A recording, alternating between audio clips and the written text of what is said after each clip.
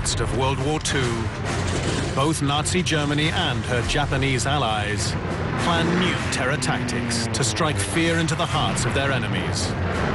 Suicide missions. When these kamikaze weapons first appeared, they scared the hell out of the Americans. But it's Japan that takes this fanatical concept to the extreme, with killer planes, super torpedoes, and rocket-powered missiles, all guided by human pilots. Look! For some of these young pilots, this was a path of no return. Japan builds top-secret structures. This is fantastic. And terrifying weapons to commit the ultimate sacrifice. This is the incredible story of the kamikaze.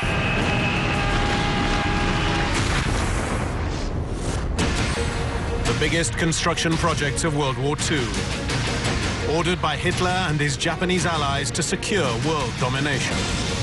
Now the ruins survive as dark reminders of their fanatical military ambition. These are the secrets of the Nazi megastructures.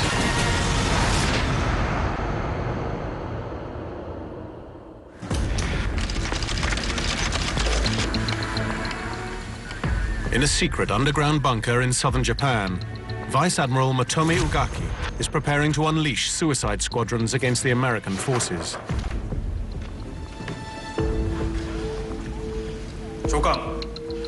Assemble the pilots and crews of the Special Attack Unit. Ugaki's plan: to prevent the invasion of Japan by sending out the greatest number of suicide squadrons ever seen. Today's mission will not be an easy one, but brave and resolute action will scatter even devils. You will succeed. His new weapon, a rocket-powered suicide missile.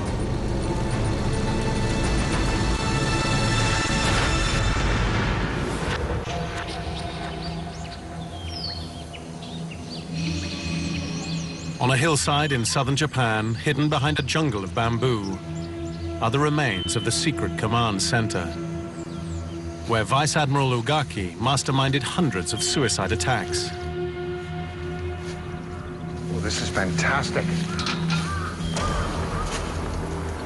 Military historian Mike Pavelek has gained rare access to this forgotten bunker.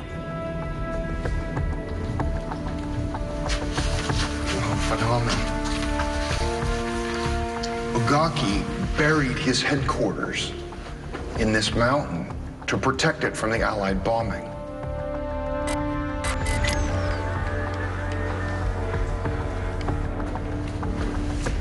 Just look at the thickness of these walls. It's probably 3 feet here at the top and tapering down to about 18 inches here on the sides. It keeps the whole structure very, very solid and secure. This is not just one bunker. This is a series of hundreds of meters of reinforced concrete caves. The Admiral and his staff and secretaries, with maps and telephone and radio, would have been in this underground headquarters, where they directed all of the kamikaze operations against the American fleet.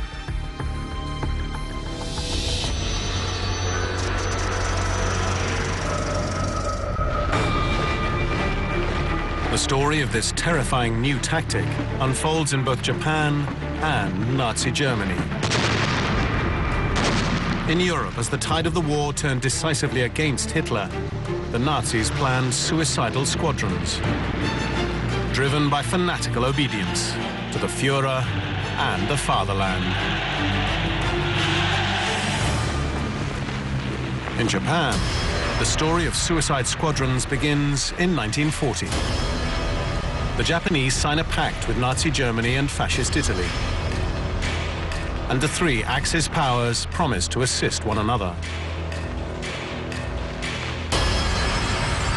The Empire of Japan looks to expand its borders, conquering swathes of Asia. The United States response is to cut off trade with Japan. The economic blockade puts Japan in a really, really difficult position because clearly it's now on a collision course with United States. The 7th of December, 1941. Japan launches a surprise airstrike against the American fleet at Pearl Harbor, Hawaii.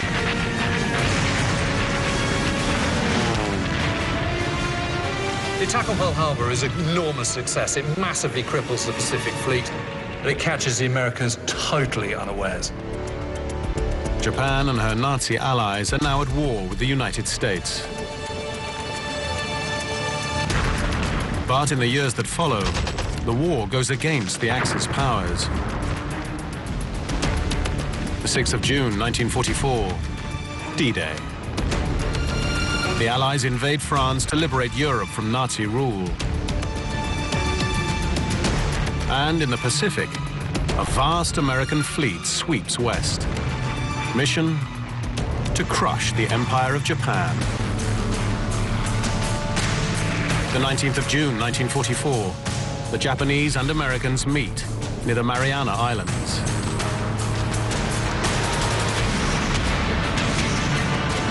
Japan faces the full might of the US Navy and suffers a devastating defeat. The Marianas Islands is known as the Marianas Turkey Shoot, and it's where the US Navy Air Force really gets one over the Imperial Japanese Navy's Air Force. 3 of Japan's aircraft carriers are sunk, some 600 planes destroyed.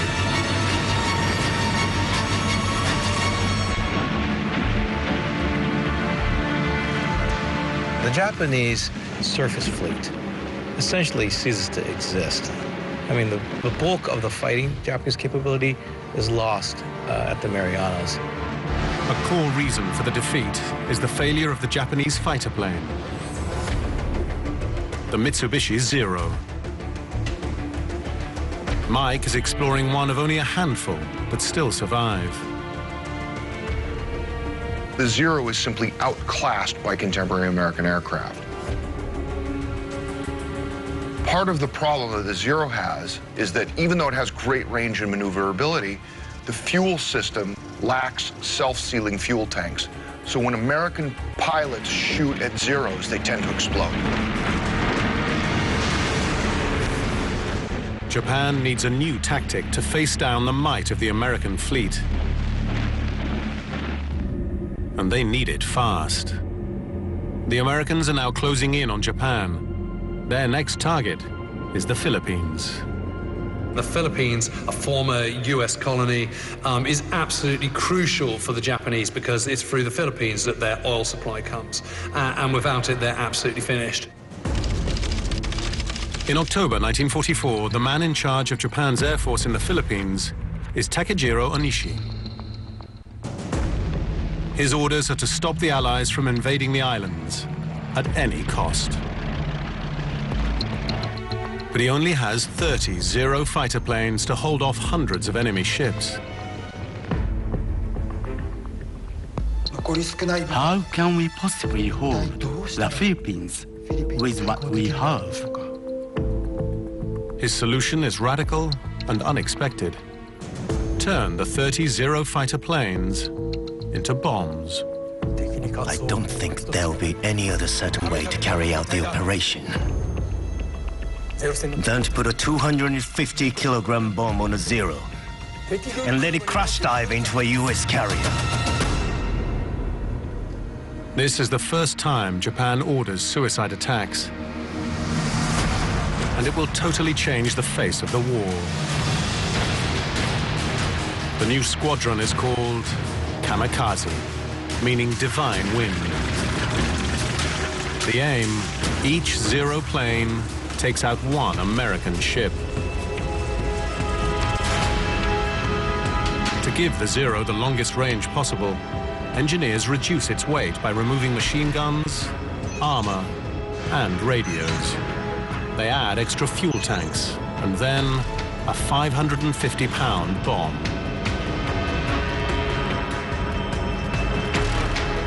They turned it into a flying missile that would attack the American fleet. All Vice Admiral Onishi needs now are some pilots.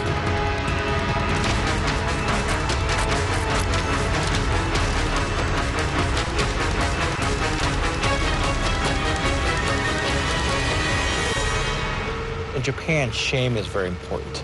And so it's very hard to say, no, I don't want to die for my country, because that brings shame upon not only yourself, but your family.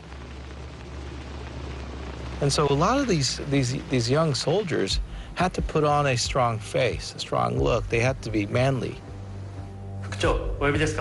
Looking for the first ever kamikaze leader, officers call in one of their best pilots, 23-year-old Lieutenant Yukio Seki. You are being considered to lead the special attack unit. How do you feel about it?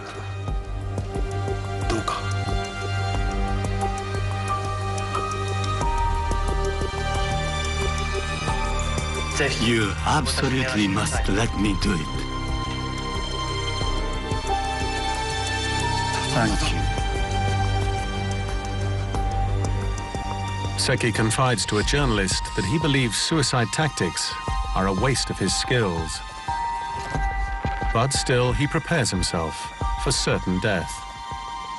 And he writes a letter of farewell to his new wife. My dear Mariko, I am very sorry that I must die before I could do much for you.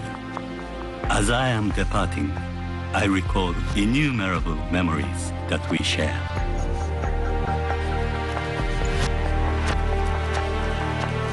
I'm sure they wanted to live, but that the situation was so dire, so desperate, that they had no choice but to sacrifice their lives.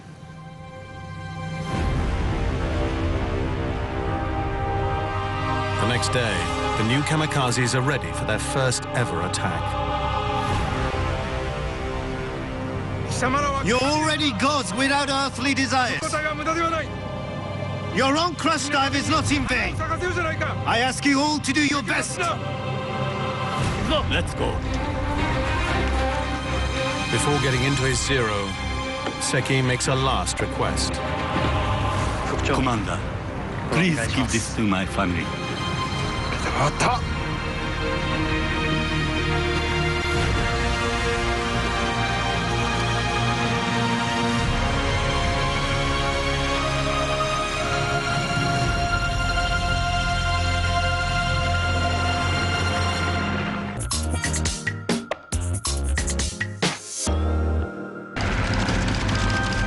In the seas around the Philippines, the Japanese Navy is fighting an epic battle against the Allies.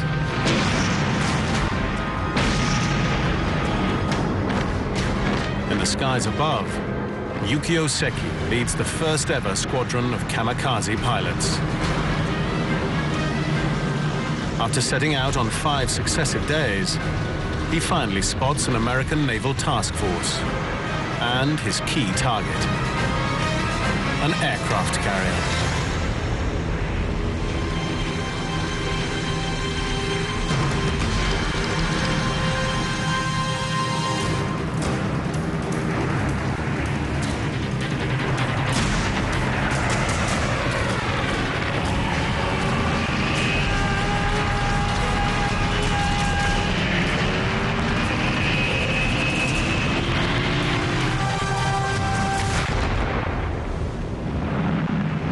Seki's plane smashes into the escort aircraft carrier USS St. Lo.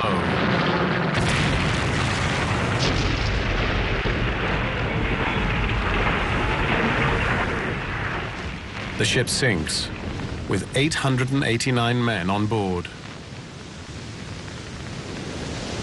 The attack at Leyte Gulf is incredibly successful because they managed to sink one aircraft carrier, which is the most important weapon, American weapon, they could knock out. They badly damaged 3 others, and all for the loss of 5 aircraft. You know, that's a really good hit-to-loss ratio for the Japanese.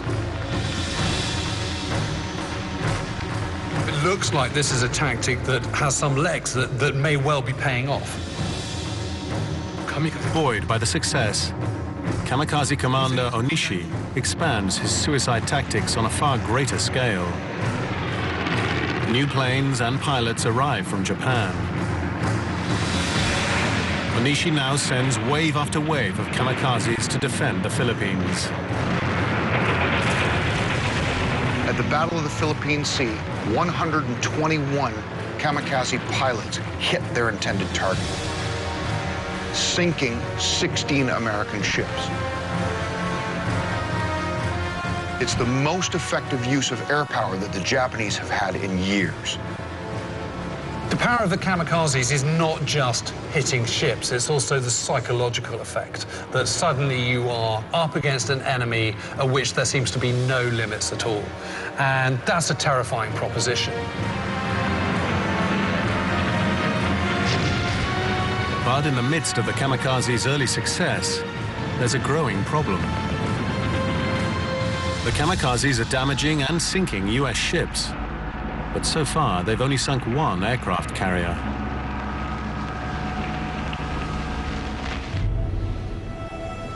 The biggest problem is that the Mitsubishi Zero, configured as a suicide weapon, is simply not a big bomb. Even though it's filled with fuel and it's carrying a 550-pound bomb that's supposed to go off, it's not a big enough weapon to sink an American battleship or aircraft carrier. The Japanese need something new. And what they come up with is something much more terrifying and much more powerful. Japan is developing a secret weapon, a rocket-powered missile designed for one purpose: suicide missions. It is named Oka, meaning cherry blossom. Unlike the Zero fighter, the Oka is more bomb than plane. The Oka was a small, piloted missile that had a huge bomb in the front. It has to be dropped from a larger bomber, and once it's dropped, it glides towards the American fleet, guided by the suicide pilot that's flying it.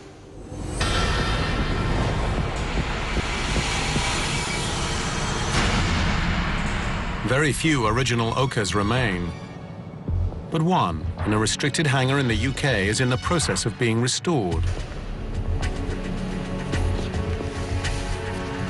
Wow, I wasn't expecting to see this. This is something that hasn't been seen in 3/4 of a century. For aviation technology expert Joe Picarella, it offers a rare chance to see how the Oka was originally put together. The whole purpose of the Oka was to carry a warhead to its target. And the whole front end, that's 5.5, 6 feet of the airframe, was warhead. 2,600 pounds of high explosives, equivalent to TNT. This was the raison d'etre of the Oka, to carry the largest bomb possible towards the Allied fleet.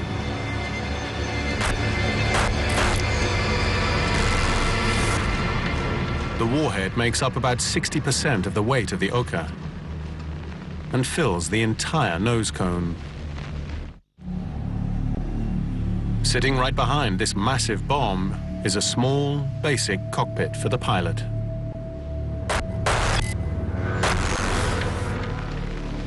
The cockpit contained the bare minimum of instrumentation, just an altimeter, an airspeed indicator, and a compass. And up here is the original arming handle for the warhead. One hard tug of that handle, the warhead was live, there was no going back.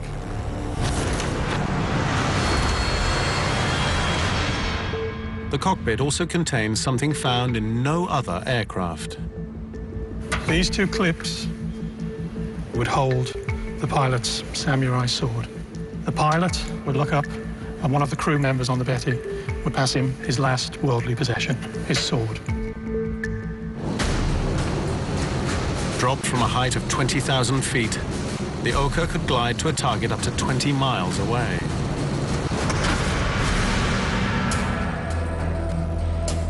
But the Oka is also supercharged by 3 rocket boosters at the back. Their purpose? To propel the Oka at speeds that are fast enough to evade enemy fire and penetrate ship's armor.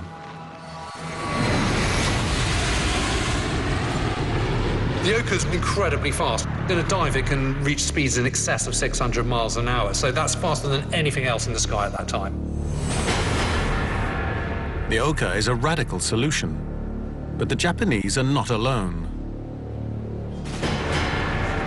In Europe, Nazi Germany is desperately searching for ways to improve the accuracy of their own terror weapons. Their answer is also a human navigator. The Nazis add a cockpit to their powerful V-1 cruise missile, creating the Reichenberg. But Hitler is not convinced by the concept of kamikaze-like squadrons. He cancels the manned V-1 program.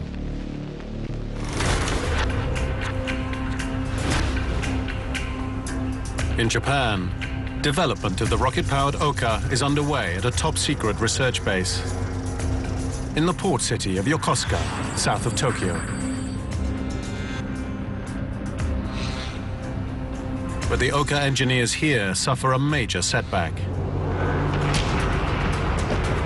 In the autumn of 1944, the advancing Americans start bombing Japan's industrial centers.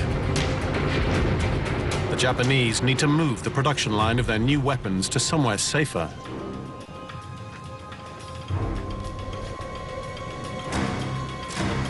They choose a hillside right next to their research base in Yokosuka. Holy cow. Look at the hinges on that. Overgrown cliffs, hidden from view behind old factories, still house forgotten remains. This is a huge concrete bunker with these massive inch-thick, bomb-proof, blast-proof doors on the outside, and then another steel door on the inside. 2 sets of protection against bombs, bullets, whatever. It's just very, very heavy construction to protect something that was very vital. Beyond these bunkers, through dense undergrowth, is evidence of further structures. This entire mountain is riddled with caverns and tunnels where the Japanese built the Oka. 70 years later, you can still see the striations from the hand tools that were used to hack the stone out to make this cave. In order to protect the secrecy of the program, as well as to keep it safe from American bombs, they moved the entire manufacturing process from the exposed buildings just across the street into caves just like this, not only to build the machine, but also to store the ones that they had already built.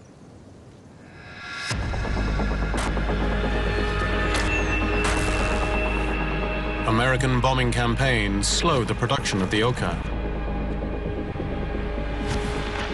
But Japanese engineers have been secretly working on other suicide weapons,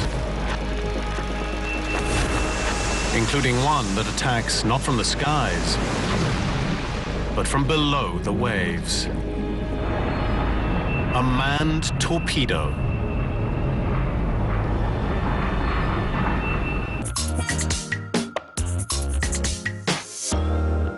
Japanese Imperial Navy is preparing its kamikaze torpedo at Otoshima, a top-secret naval base, hidden on a small island near the south coast.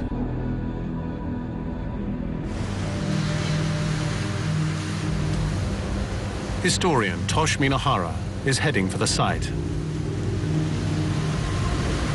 This is Otoshima, the former Imperial Japanese Navy top-secret base, where they had the human-guided suicide submarines known as Kaiten, which in English it means heaven mover.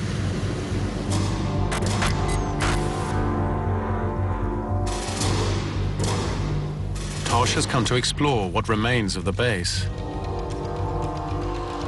A replica Kaiten stands as a reminder of what the Japanese were doing here in 1944.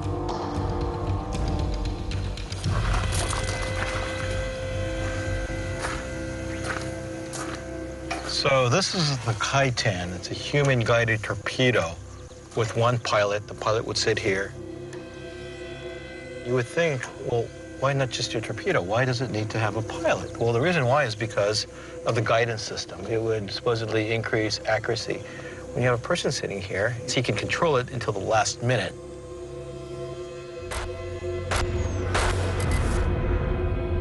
The 3,400-pound warhead is 30% larger than the one on an Oka missile. The Kai-10 was intended to sink a very large battleship just with one shot. It packed a large punch. One of the first volunteers to train how to operate the Kai-10 is teenager Yutaka Yokota.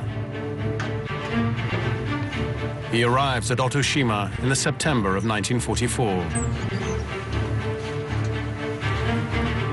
For Yokota to try out his new weapon, it first has to be wheeled out to the water.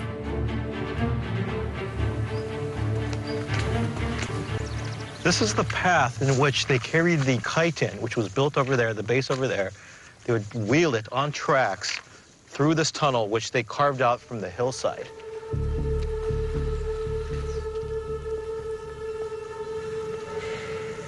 This is really interesting here. You can see actually where the tracks used to be. The Kai-10 would be wheeled along here, out to sea.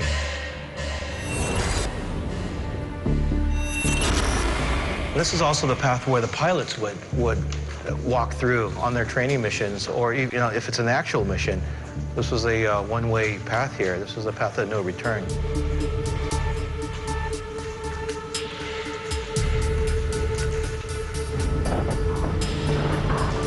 Learning to pilot this cutting-edge weapon takes months. The young trainees, like Yokota, must learn to navigate blind towards their target, then take aim by identifying a ship through their periscope.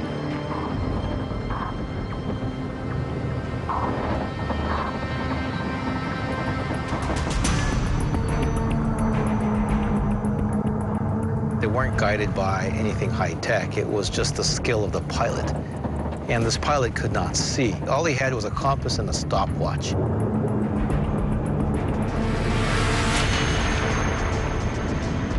November 1944. The Japanese are fighting a losing battle against the American fleet in the seas around the Philippines. The Japanese Navy needs the Kai-10s fast. But the Allied ships are over 1,600 miles away from the Kai-10 base. The Japanese have to find a way to get their suicide torpedoes close enough to attack. The Kai-10 was designed to be strapped onto a larger Japanese mother submarine. About 4 to 6 would be strapped onto the deck. And then these subs with a larger range would take the Kai-10 to its intended target.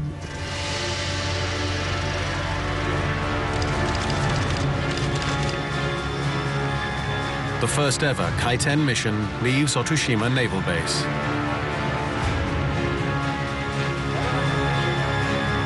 Pilot Yokota has not completed his training, but his fellow recruits set out. Their target? An Allied refueling harbor, over 1,500 miles away.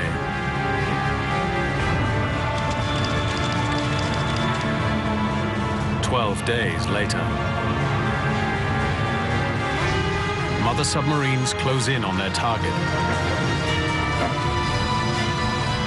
Once released, the Kai-10s speed towards a sheltered lagoon where hundreds of American ships are refueling.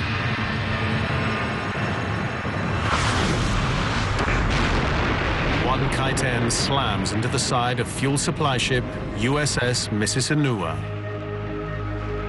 This is the actual footage of the ship as 4.5 million gallons of fuel goes up in smoke. The first success the Kai-10s have is one of the most astonishing strikes of the war, really. And it is good news for the Japanese because a Kai-10 has actually sunk a ship. The size of the explosion makes the Japanese think they've sunk 5 American ships. Bolstered by their success, they expand the Kai-10 program.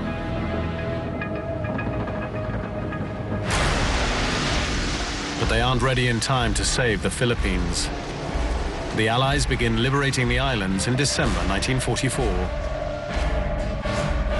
Next step, the vast Allied fleet makes its move north to the island of Okinawa.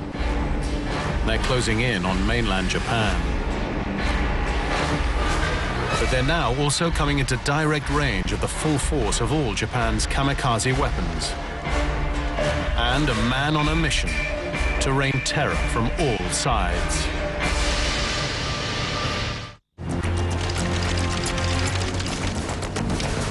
In Japan, a new commander is in charge of the kamikaze squadrons. Naval veteran Vice Admiral Matome Ugaki. Ugaki has fought the Allied fleet at the Philippines and knows just how powerful it is.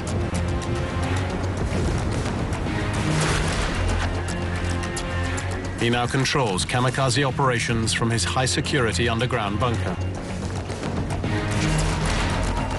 Sir, 5 carriers and 7 escorts have been spotted entering the lagoon.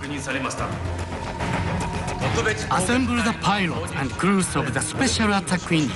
The raid is set for tomorrow. All forces to depart by 8:30 a.m. Ugaki is determined to stop the Allies from taking Okinawa. The Japanese have an intense fear of being invaded. They haven't been successfully invaded in 2 millennia, and they have no intention of allowing that to happen now. Kamikaze Commander Ugaki's suicide pilots are based in Kanoya, on the south coast of Japan. From here, they can strike the Allied fleet as they approach Okinawa. If the Allies take this island, the next step is mainland Japan itself.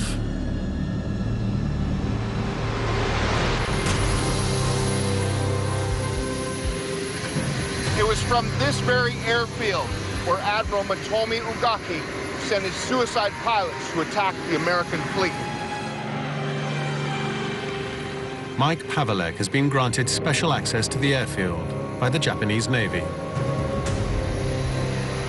This is the southernmost airfield in all of Japan. The Americans are only 800 kilometers away at Okinawa. The Japanese are really beginning to feel the American pressure. Ugaki's plan to save mainland Japan from invasion is swarms of suicide pilots. He sends in squadron after squadron.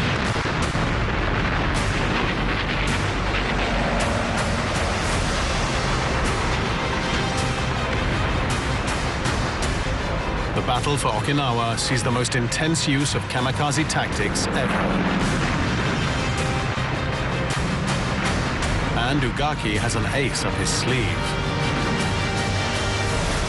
Japan's secret mega weapon, the rocket-powered Oka, is finally operational and ready for launch. Saburo Doi is one of the suicide missile pilots, known as the Thunder Gods. He takes his final drink, a ceremonial cup of rice wine. Today's mission will not be an easy one, but brave and resolute action will scatter even devils. You will succeed.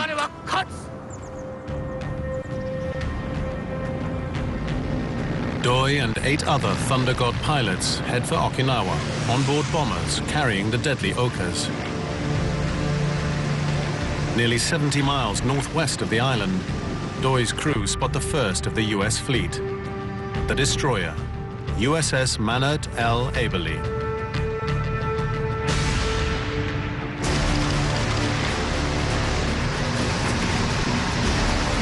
Doi prepares for release.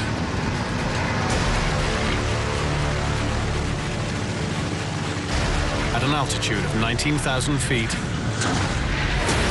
he drops from his mothership.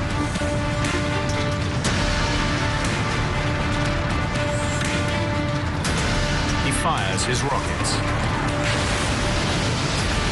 Traveling at up to 600 miles an hour, he bears down on the American destroyer.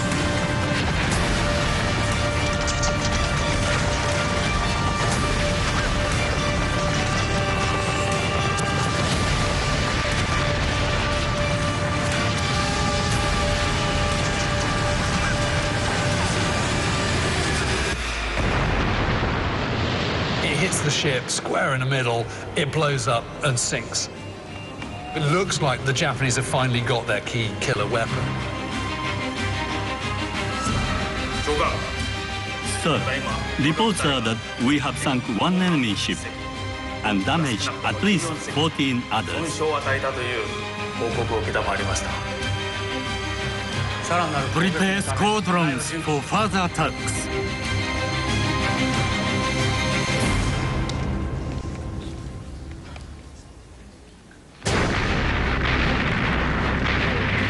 As the US fleet continues its assault on Okinawa, kamikaze commander Ugaki sends more and more rocket bombs into the skies.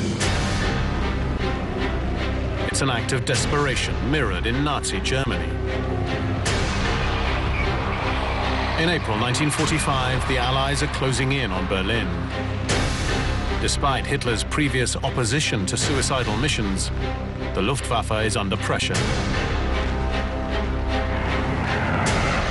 It sends squadrons on self-sacrifice missions, first to ram into US bombers, then to crash dive strategic bridges to halt the Allied advance. It's too little, too late for Hitler. Berlin falls. But in Japan, the suicide aircraft continue to inflict damage on the Allied fleet of Okinawa. And beneath the waves, the suicide subs are also on the attack.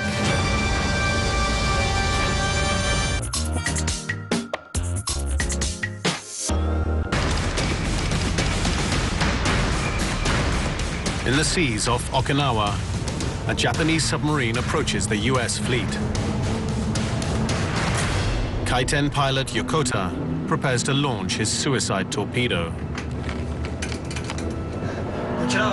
Petty Officer Yokota reporting. Kaiten 3 is manned. After 8 months of training, Yokota is desperate to play his part in the defense of his motherland. I repeat, Petty Officer Yokota reporting. Kaiten 3 is manned. But there's a problem.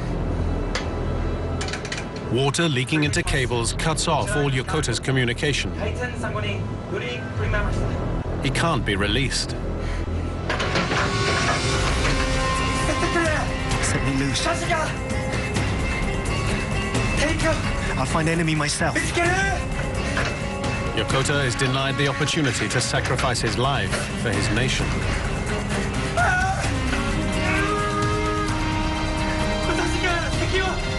I'll find enemy myself.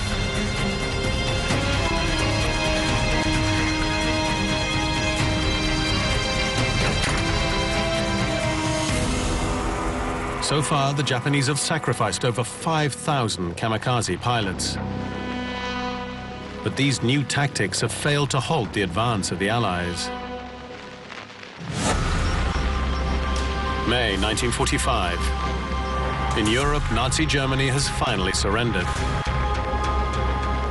More Allied ships are arriving to swell the fleet in the Pacific. And on the 22nd of June, the Americans secure Okinawa. The Allies are now set to invade the Japanese homeland. After the fall of Okinawa, Japan is now in pure survival mode. You'd have thought with the fall of Okinawa that would be it, that the Japanese have got nothing left to chuck at it, but no, they're determined to still keep fighting and throw everything that they've still got at this final desperate defense of the Japanese mainland. At coastal bases like Otsushima, the Japanese Navy now prepare a new way to deploy their torpedo subs. The Kaiten are now deployed directly from the bases. And so they're tugged out to deeper waters. From there, they're on their own. They are to seek and destroy American ships. The Japanese also decide to launch their suicide rocket missile, the Oka, directly from hidden coastal locations.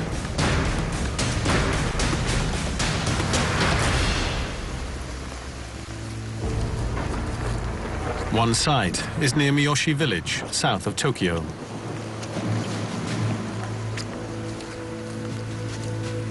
This concrete pad was the bottom layer of a land-based launch system for the Oka. This would have had steel rails on it. A trolley would sit on top of the rails, which held the Oka. The trolley had rockets on it to get it going down this rail to launch the Oka, to get it enough airspeed to launch it off the end and out towards its targets. It's pointed out towards the sea, where the expected American invasion was going to come from. August 1945. Over 600 Oka missiles are on standby. 5,000 aircraft are assigned to kamikaze attacks. And more than 100 Kai-10s are primed. All ready for the greatest onslaught of suicide attacks the world has ever seen. But these plans are in vain. On the 6th of August 1945, Americans dropped the atomic bomb on Hiroshima. 3 days later, they drop another on Nagasaki. While Japan pursued the tactic of one suicide bomber to destroy one ship, the US turned to science to create a bomb that can destroy a whole city.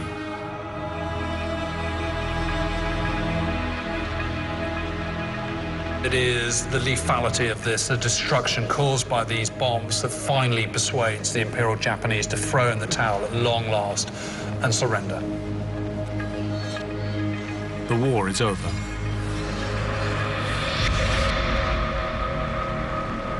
Ultimately, you have to see the rather grotesque kamikaze tactics as a complete failure. If you just look at the numbers, they only sunk 51 ships, and out of those, just one aircraft carrier. 51 ships after all that effort, after all those lives lost, is an appalling failure by anyone's standard. Japanese suicide tactics ultimately fail because the Americans are able to flood the theater with men and material at an unprecedented scale. The Japanese concurrently are running out of everything: food, fuel, men, planes, machines, oil, everything. The Americans simply overwhelmed Japan in the Pacific.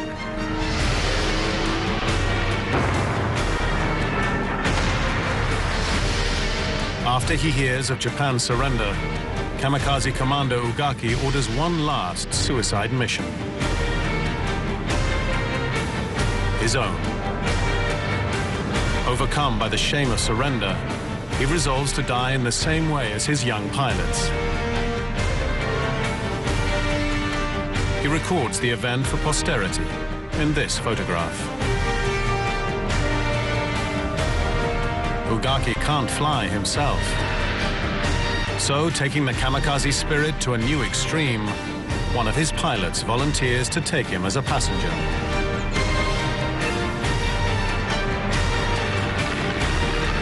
But the plane is intercepted and shot down by US fighters.